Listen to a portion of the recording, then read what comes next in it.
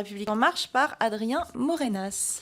Merci Madame la Présidente, Mesdames et Messieurs les Présidents, mes chers collègues. C'est avec un grand plaisir que nous vous accueillons au sein de notre commission et je tiens au nom du groupe La République En Marche à vous remercier pour la qualité de vos interventions. J'ai eu le plaisir de travailler avec vous lors des différentes auditions que j'ai pu diriger durant la mission d'information sur la ressource en eau. Et nous savons l'ampleur du travail que font les agences. Nous savons que vous devez faire face à des défis permanents, toujours plus complexes, techniques et renouvelés.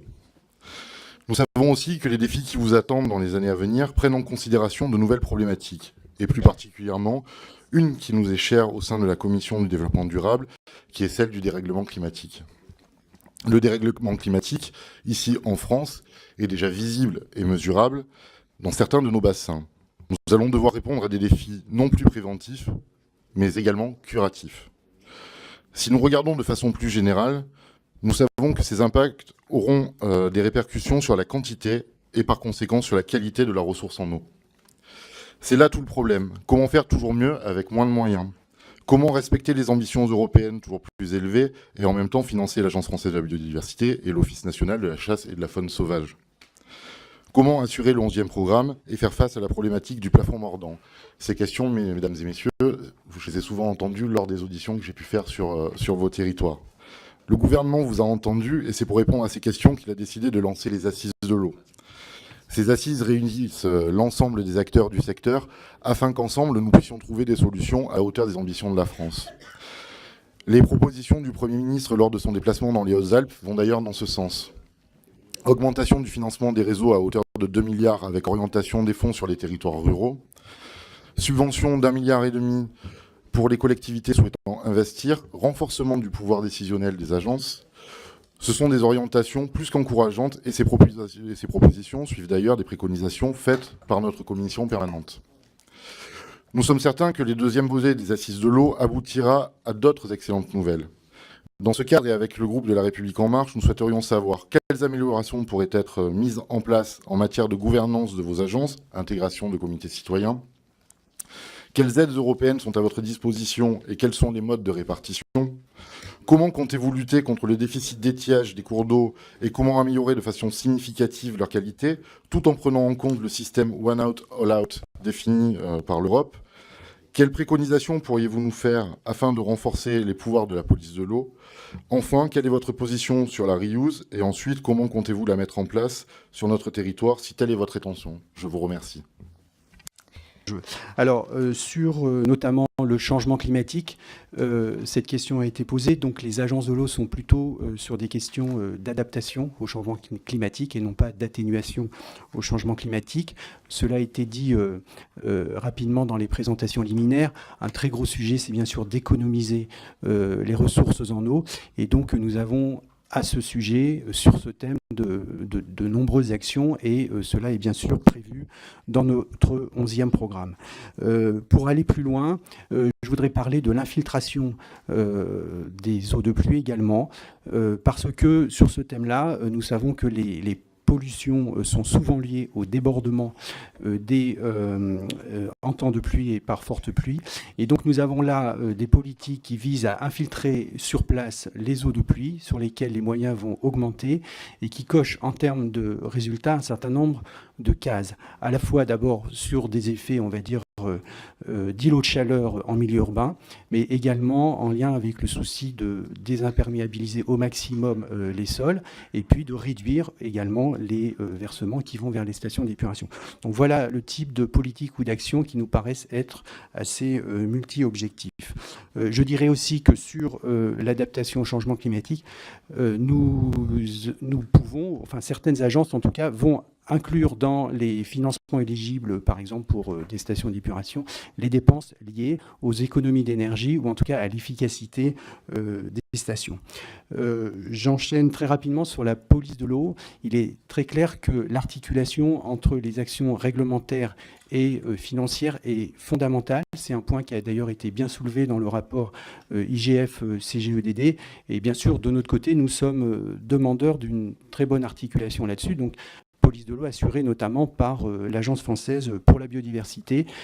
essayer de ne pas financer des choses qui peuvent se résoudre, en tout cas se traiter par des voies réglementaires ou par la police, et en revanche aider ceux qui font l'objet de difficultés de ce type-là.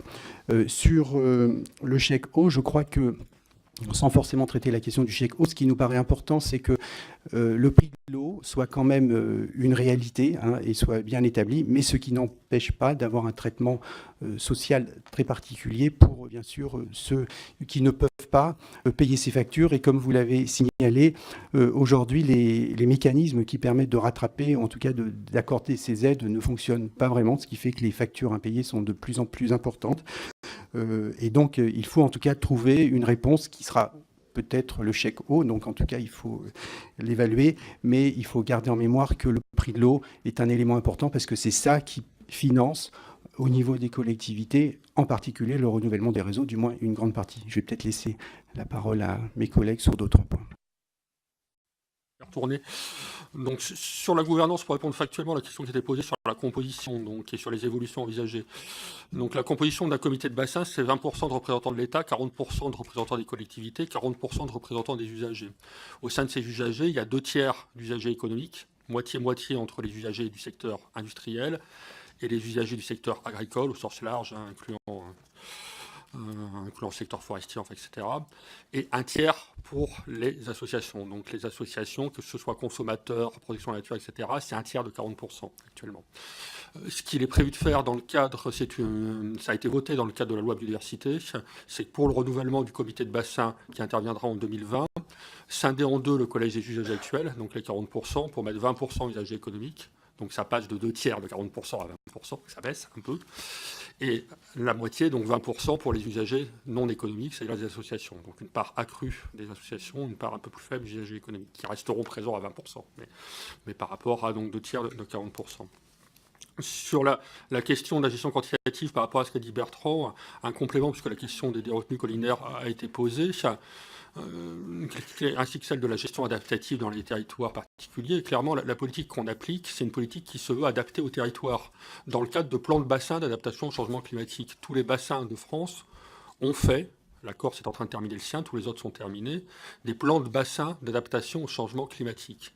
Et dans ces plans de bassins au changement climatique, on met l'accent sur l'identification des territoires qui sont en situation tendue, de le chiffrage de cette tension, c'est-à-dire qu'est-ce qui manque en termes de mètres cubes pour satisfaire tous les usages dans le respect du bon fonctionnement des milieux aquatiques, et ensuite sur les solutions pratiques opérationnelles.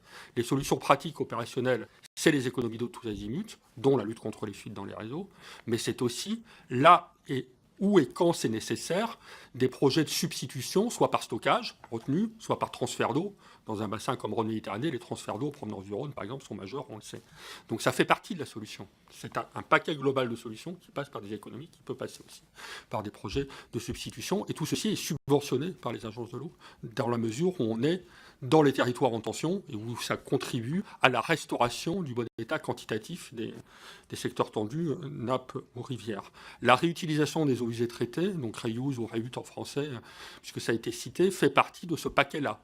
La réutilisation des eaux usées traitées peut permettre d'économiser de la ressource en eau en utilisant les eaux traitées des stations d'épuration pour des usages qui peuvent se satisfaire de cette eau-là. C'est-à-dire pas l'eau potable, évidemment, mais l'arrosage des espaces verts, l'arrosage des terrains de golf, plutôt que d'utiliser de l'eau potable ou d'en la chercher dans les nappes, c'est raisonnable d'utiliser de l'eau usée des stations d'épuration pour le faire. Donc ainsi, on a lancé d'ailleurs un appel à projet en 2016 pour développer ces usages, avec un certain succès sur le pourtour méditerranéen. On a des projets qui sont tout à fait emblématiques pour que ça se développe. La pierre de sensibilité à cet égard étant le respect de la réglementation sanitaire, parce qu'évidemment, il n'est pas question de mettre en péril la santé de nos concitoyens, donc la réutilisation des eaux usées traitées doit rester compatible avec ce respect impératif de la sécurité. Sur les aspects plus financiers, donc, je confirme ce qu'a dit Bertrand, pour nous, le modèle dominant, c'est le prix de l'eau. Le fonctionnement d'un service public d'eau et d'assainissement doit s'assurer par le prix de l'eau.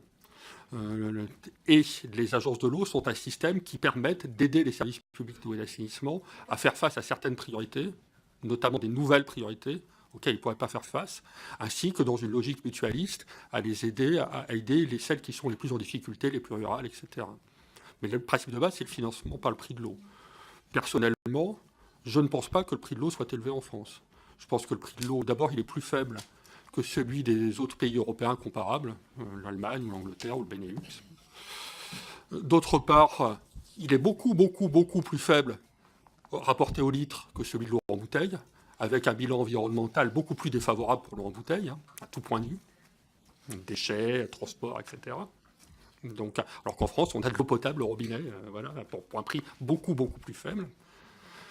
Donc ça reste un modèle sur lequel, à mon avis, il y a des marges d'évolution sur le prix de l'eau. Ça ne dispense pas d'une réflexion en faveur de ceux de nos concitoyens qui sont les plus fragiles par des dispositifs de solidarité. Donc il y a la tarification sociale qui a été testée, le chèque l'eau va dans cette logique. Il ne doit pas remettre en cause le financement du service public par le prix de l'eau, mais il doit assurer un dispositif de solidarité au profit des plus faibles, ceux pour lesquels l'eau bien vitale ne peut pas être payée.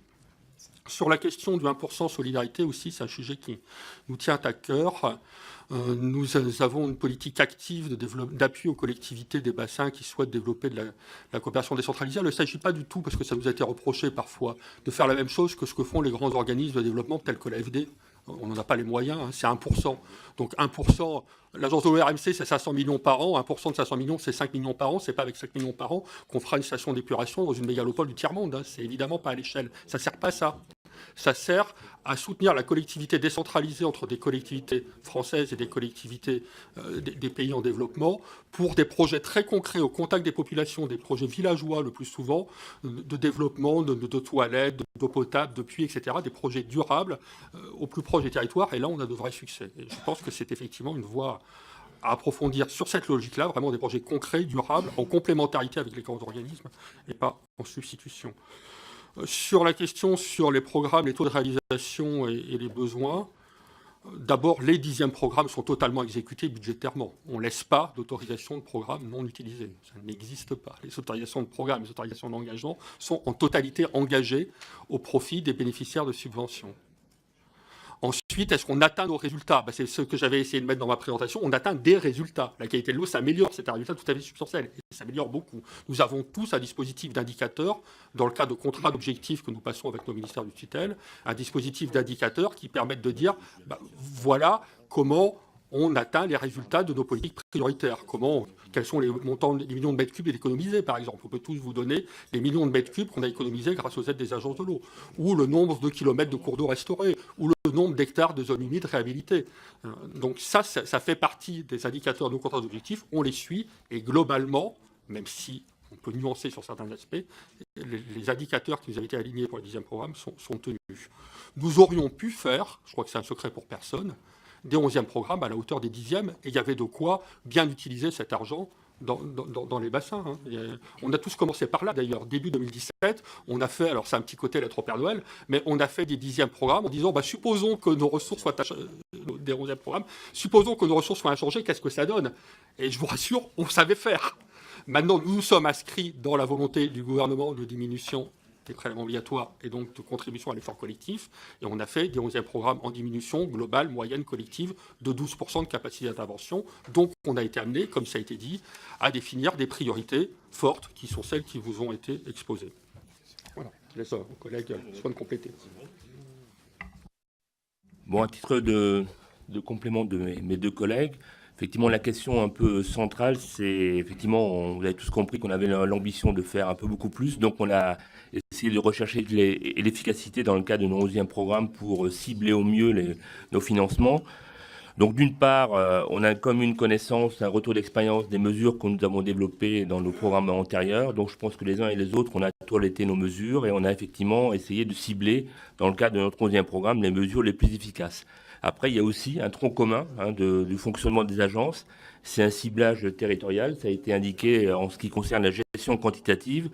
Mais on a chacune des agences des cibles prioritaires pour aller effectivement le plus rapidement possible vers le bon état écologique. Et donc, dans ce cadre-là, le fait d'avoir effectivement des financements un peu plus contraints nous effectivement va nous inciter à mettre davantage nos financements là où on sait que l'impact sera effectivement le plus efficient. Ensuite, on a aussi des ambitions par rapport à la réforme territoriale de l'eau, par rapport au fait qu'on aura d'autres interlocuteurs plus structurés, avec lesquels d'ailleurs on pourra développer cette entrée un peu territoriale. Ensuite, ce qu'on cherche aussi, ça a été effectivement citées, notamment dans le cadre de l'eau en ville. On a aussi des mesures multifonctionnelles. Quand on fait l'infiltration de l'eau en ville, on gère effectivement du changement climatique, mais on gère aussi de l'engorgement de tuyaux d'évacuation des eaux pluviales. Et donc, on fait tout d'une pierre deux coups. On a aussi ce type effectivement d'approche. Concernant l'aspect police de l'eau, alors c'est un sujet qui est important pour nous. Dans le cadrage de nos programmes, on nous incite d'ailleurs de plus en plus à nous retirer effectivement de financement là où il y a effectivement un levier réglementaire puissant, notamment tout ce qui a trait à la mise en conformité des ouvrages, ou quand il y a un contentieux ou un pré-contentieux européen, notamment en matière de la directive eaux résiduaires urbaines. Parallèlement, on sera effectivement amené à trouver des synergies nouvelles avec nos collègues des services déconcentrés pour mieux raisonner effectivement l'ensemble des deux leviers. Concernant les fonds européens, donc je pense qu'on est à toutes les agences, on est à la recherche de diversification de financement. Il y a effectivement les fonds structurels sur lesquels on a effectivement exprimé des attentes dans le cadre des assises. Il nous semblait que ce n'était pas si évident que ça, que sur le petit cycle de l'eau, on puisse effectivement les mobiliser. Et aujourd'hui, il semble que sur le grand cycle de l'eau, je crois que notamment c'est le cas chez toi, Laurent, sur tout ce qui a trait à la gestion quantitative des ressources, les fonds communautaires puissent être mobilisés, mais la question reste complètement à trancher en ce qui concerne le petit cycle de l'eau.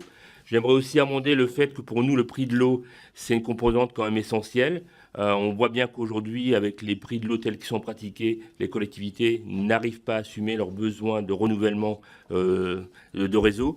Et c'est effectivement au travers de la solidarité de bassin qu'on va aider effectivement les collectivités les plus fragiles et en même temps inciter effectivement les collectivités les plus robustes qui ont passé le cap, qui ont des prix de l'eau aujourd'hui contenus, de pouvoir garder une marge de manœuvre pour continuer à investir.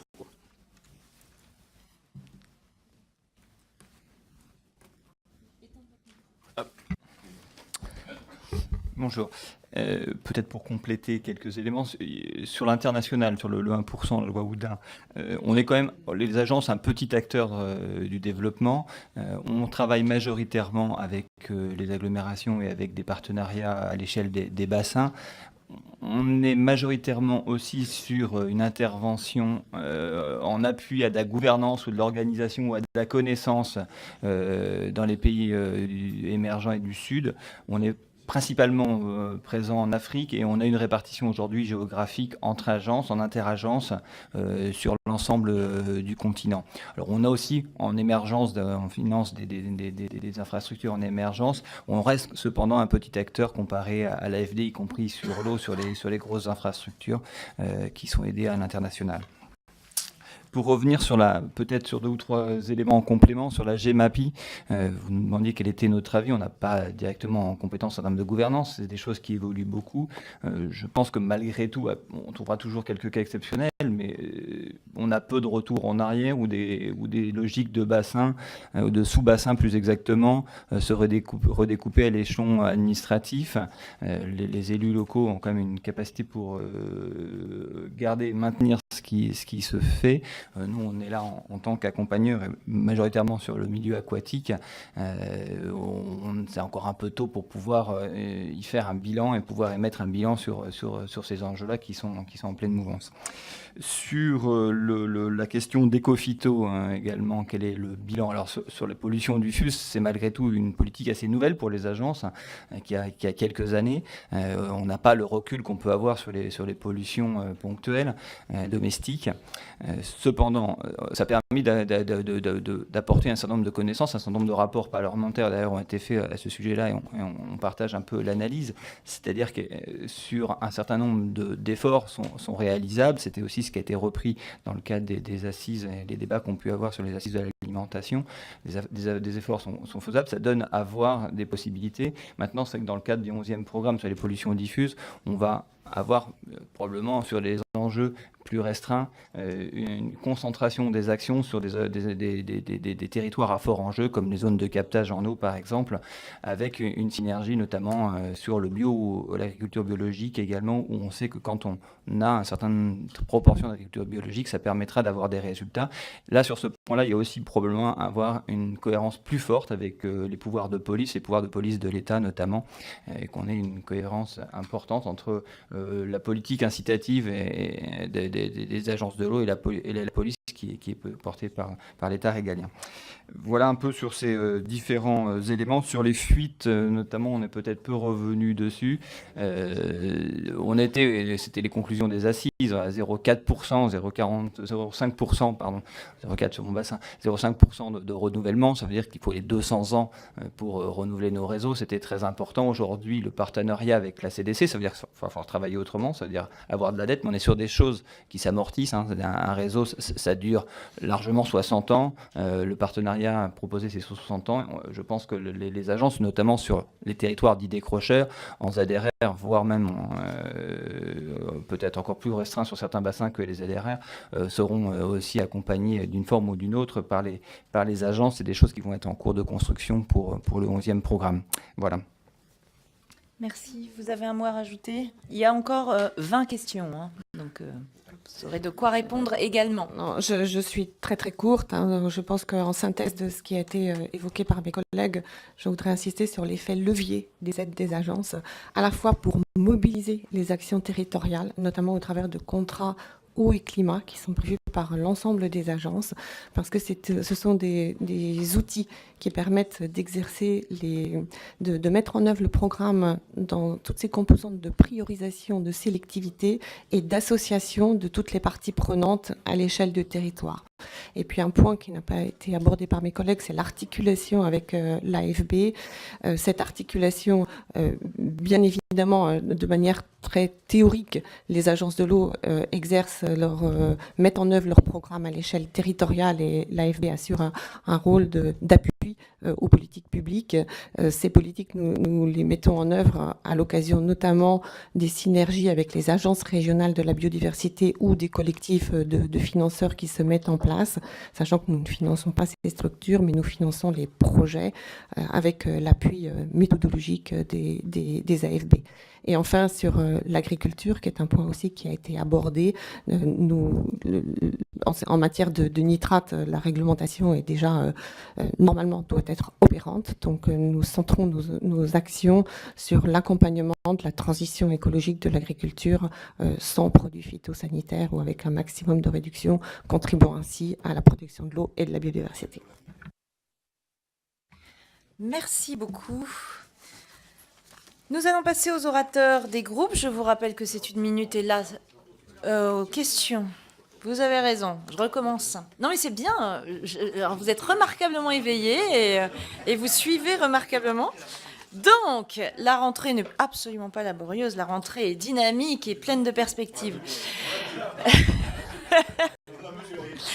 D'ailleurs, vu que l'ambiance est sympathique, je vous annonce que nous avions prévu un pot de rentrée pour la commission et qu'il aura bien lieu la semaine prochaine, mercredi 18, sauf erreur de ma part, au moment du déjeuner. Donc, nous aurons le plaisir de nous y retrouver. À l'eau, avec évidemment de l'eau... et de l'eau du robinet, bien sûr, de l'eau de Paris. Bien, nous allons donc passer aux orateurs pour un temps qui ne saura dépasser 1 minute et je serai toujours aussi ferme sur 7 minutes. Je passe la parole d'abord à Lionel Cos. Merci, Madame la Présidente, Madame et Messieurs les directeurs. Alors, les écosystèmes des zones humides stagnantes sont aujourd'hui menacés par des plantes invasives. En particulier la jussie qui sévit par exemple dans les barthes de l'Adour et se développe très rapidement. Elle est une menace pour la biodiversité, mais bien entendu aussi pour la qualité des eaux et inquiète également les agriculteurs qui craignent sa prolifération pour les élevages. Aujourd'hui, les méthodes traditionnelles, dont la mise en œuvre est coûteuse pour les collectivités locales et l'efficacité dans le temps est bien souvent limitée, semblent totalement insuffisantes. Alors l'Agence de l'eau Adour-Garonne, à travers le programme, donc le 10e programme, a participé au financement de recherche et d'expérimentation, la gestion donc de ces plantes invasives et ne semble pas reconduire ces aides. Donc je voulais savoir, effectivement, dans le 11e plan, quelles étaient les perspectives et les positions des agences de l'eau concernant, effectivement, ces problématiques qui concernent essentiellement la qualité des eaux et la biodiversité. Je vous remercie. Merci. Marcel Siadi, vous avez la parole. Merci Madame la Présidente, Madame la Directrice, Messieurs les directeurs. Je salue bien évidemment les directeurs, mais à travers eux, je voudrais saluer la qualité des collaboratrices et des collaborateurs de l'ensemble des agences de l'eau. Vous n'imaginez pas mon bonheur de voir les agences de l'eau de nouveau au cœur des priorités de la République. Si je regarde et si je suis objectif, personne ne peut contester que le projet de loi de finances 2018 était catastrophique. Et personne ne peut contester que c'est de ce côté-ci des bancs de l'hémicycle que nous avons, dès le vote de 2018, alerté sur la situation. Voilà. D'un autre côté, je reconnais aussi... Non, mais reconnaissez le travail. Reconnaissez juste le travail des gens. Reconnaissez juste le travail des gens, s'il vous plaît. D'un autre côté, il y a toujours eu l'écoute. Il y a toujours eu l'écoute de Sébastien Lecornu, Nicolas Hulot, de Jacqueline Gouraud, de Joël Giraud, le rapporteur général du budget. Et je dois signaler l'arbitrage personnel du Premier ministre. Je suis persuadé que la parole du Premier ministre vaut encore quelque chose, sauf que, à l'heure où nous parlons, Madame la Présidente, le projet de loi de finances 2019 n'est toujours pas voté. Merci. Je passe la parole à Florence Lasserre-David. Si Madame la Présidente, députée de la 5e circonscription des Pyrénées-Atlantiques, ma question s'adresse à Monsieur le Directeur général de l'agence Adour-Garonne. Ma circonscription au Pays Basque est bornée au nord par l'Adour. Vous le savez, l'embouchure de ce fleuve est le réceptacle de substances soupçonnées être dangereuses par les associations. L'origine de la pollution constatée à cet endroit est double. Elle provient d'une part des rejets liés à l'activité industrielle de la zone portuaire et d'autre part des pollutions de toutes sortes drainées par le fleuve depuis sa source. D'après une étude récente recommandée par l'ARS, l'estuaire de l'Adour présente un niveau de pollution inquiétant. La qualité des eaux de l'estuaire et les problèmes de pollution inquiètent les riverains et les associations de défense de l'environnement qui dénoncent des lacunes dans les études réalisées sur le niveau de polluants présents sur cette zone. Pour les élus mobilisés depuis de nombreuses années, il est urgent de répondre aux enjeux à la fois sanitaires, écologiques et touristiques que présente la zone portuaire. Aussi, j'aurais souhaité connaître votre position sur une proposition. Cette proposition consiste à obtenir, comme ailleurs en France, un arrêté interpréfectoral de zone. Un tel arrêté permettrait de fixer une réglementation commune. Finis ta phrase, Florence. À l'ensemble des installations classées pour la protection de l'environnement présentes dans le bassin industriel, là où actuellement les limites des rejets polluants sont fixées ICP par ICPE. Oui, les phrases courtes en fait. Hein. Merci. Je passe la parole à Bertrand Pancher. Oui. Je voulais vraiment féliciter les agences de l'eau pour leur travail. Leur dire que le problème, c'est pas le travail des agences de l'eau, c'est pas le contenu des missions des agences de l'eau, c'est le problème financier, le hold-up permanent de l'État sur les financements des agences de l'eau.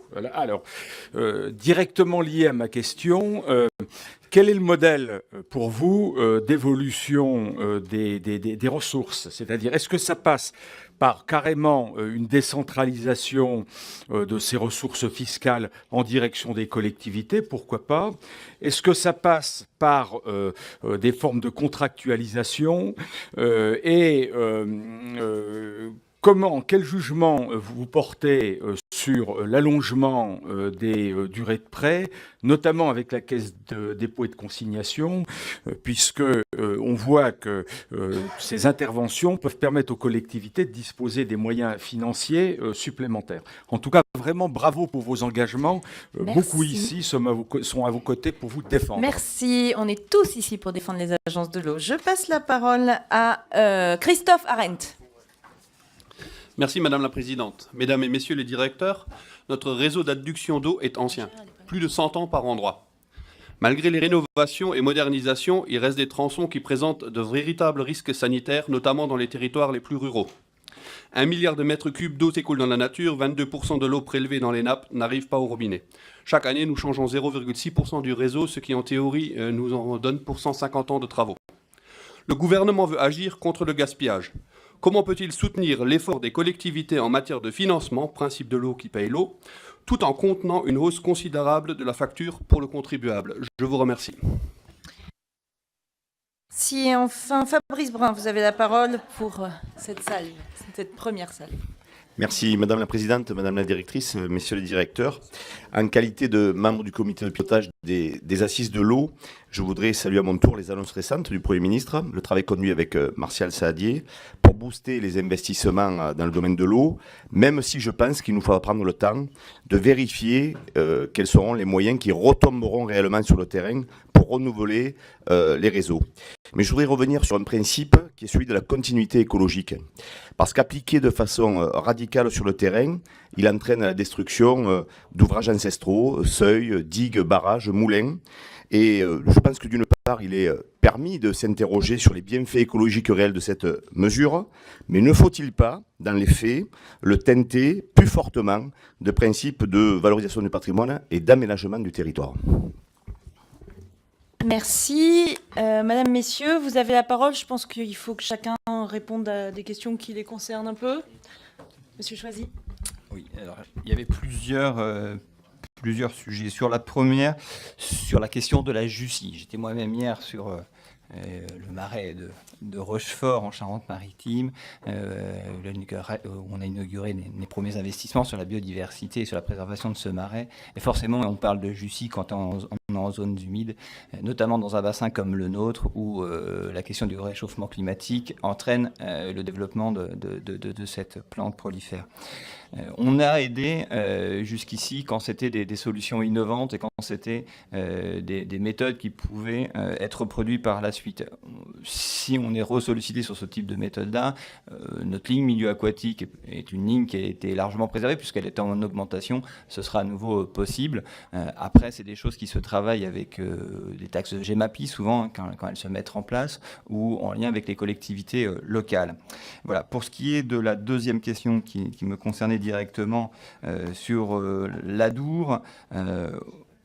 Adour-Garonne, on est dans un bassin rural. On sait qu'on a, comparé aux chiffres que vous avez présenté tout à l'heure, Laurent Roy, un certain retard sur le traitement des pollutions domestiques. Il nous reste encore une part de l'effort à faire important sur le traitement en zone rurale de remise aux normes des stations d'épuration. On a un rejet qui est domestique qui est encore assez important pour la reconquête des masses d'eau. On a sur 3000 masses d'eau sur le bassin encore plus de 800 masses d'eau à reconquérir en objectif sur le 11e programme et il nous restera encore autant à faire sur le 12e programme. Donc on a, on le sait, plusieurs années encore devant nous pour traiter ça.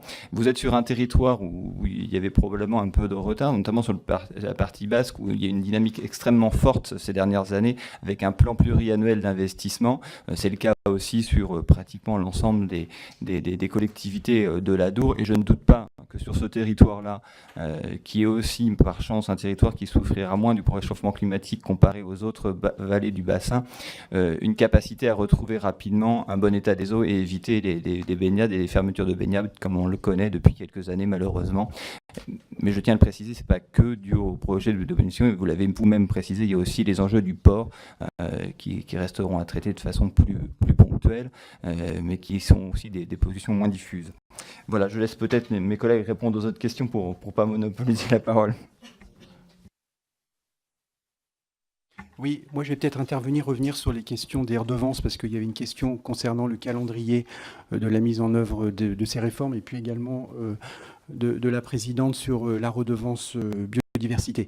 Alors sur ce plan-là, il faut voir que effectivement ces redevances sont basées d'abord sur le principe usager-payeur, mais aussi pollueur-payeur, et donc elles ont un effet normalement incitatif. Alors c'est vrai que par rapport à cet effet incitatif, le plafond fait qu'il est forcément limité, hein, puisqu'on on va supprimer, enfin, on va stopper à un certain niveau l'effet incitatif que l'on pourrait avoir globalement.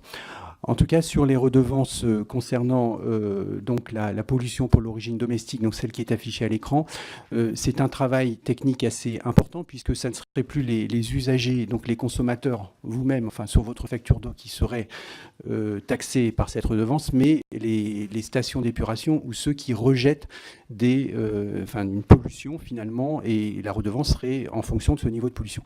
Donc c'est techniquement un peu difficile, mais je pense que, et puis bien sûr il y a une négociation à avoir avec l'ensemble des parties prenantes, mais en tout cas c'est bien quelque chose qui nous a été confirmé comme un axe fort du travail gouvernemental, et donc donc typiquement, ça serait pour la loi de finances, j'imagine, 2021 peut-être, voilà.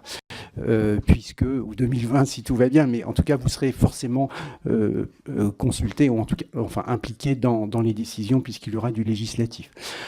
Sur la redevance biodiversité, alors c'est vrai que ça manque un peu dans le panel des redevances des agences de l'eau, hein, puisqu'il n'y a pas de redevance directement liée à la biodiversité, et du coup ça bloque un peu les positions des comités de bassin sur le fait de financer la biodiversité à partir des ressources des agences de l'eau, même si en pratique il se trouve que nos financements dédiés à la biodiversité vont être quand même beaucoup plus importants dans le 11e que le 10e. À ma connaissance, il n'y a pas eu d'arbitrage sur ce point-là pour travailler sur ce sujet des redevances. Voilà ce que je voulais dire sur ce thème des redevances. Je voudrais répondre sur la continuité écologique, sur la question qui a été posée à la fin. Déjà, en termes de résultats, ça n'a pas été cité, mais les poissons migrateurs remontent les fleuves, donc c'est très spectaculaire. Hein. On a pêché des poissons amphihalins très en amont de la vallée de l'Oise, donc presque dans les Ardennes, donc à la limite de l'Aisne et des Ardennes, donc ça a obtenu des résultats. En revanche, nous avons bien entendu toutes les missions d'évaluation qui se sont penchés sur la question, et nous avons bien entendu la question de la gestion patrimoniale du patrimoine architectural en particulier, et l'importance de la concertation entre tous les usagers d'une même rivière. Et les programmes des agences de l'eau, même s'ils ne sont pas encore votés par les instances de bassin, prévoient des dispositions telles qu'on ne puisse plus gérer ouvrage par ouvrage, mais bien bassin versant par bassin versant, avec une concertation territoriale adéquate et avec la prise en compte de la qualité architecturale, et notamment le personnel à la fois des agences de l'eau et des DDT, des services de l'État et de tous les agents qui peuvent intervenir, sont formés à ces conditions de gestion patrimoniale. Voilà. Donc je crois qu'il ne faut pas abandonner cette politique, bien au contraire, qui répond à des impératifs européens très, très stricts et qui donne des résultats spectaculaires. Oui, je voulais peut-être compléter sur la question de M. Pancher sur le mode Pancher, excusez-moi, sur le modèle d'évolution de nos ressources, pour insister sur l'intérêt du système pluriannuel, c'est-à-dire qu'on accompagne massivement des investissements qui se déroulent sur plusieurs années.